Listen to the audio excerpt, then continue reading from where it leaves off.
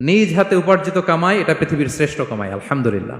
পরিশ্রমের মাধ্যমে যে উপার্জন, এটাকে ইসলাম আমাদেরকে উৎসাহিত করে। শুধু নামাজ, রোজা, জিকির এগুলো নিয়ে ইসলাম আমাদেরকে পড়ে থাকতে বলেনি।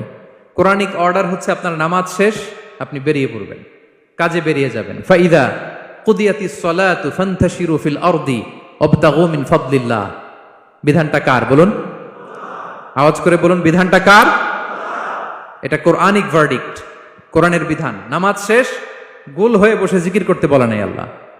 আল্লাহ বলেছে ফান্তাশিরু ফিল আরদ ওয়াবতাগু মিন ফাদলিল্লাহ, জমিনে ছড়িয়ে পড়ো, আল্লাহর রিজিক তালাশ করো। নামাজ শেষ, বেরিয়ে যাবেন।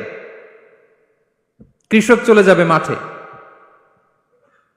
শ্রমজীবী চলে যাবে ফ্যাক্টরিতে, শিক্ষকরা চলে যাবে তাদের শিক্ষা প্রতিষ্ঠানে, কর্পোরেট ওয়ার্ল্ডের লোকেরা চলে যাবে তাদের প্রতিষ্ঠানে। ডেভেলপমেন্ট করতে হবে, সিভিলাইজেশন করতে হবে। নামাজের পরে গোল হয়ে বসে থাকা চলবে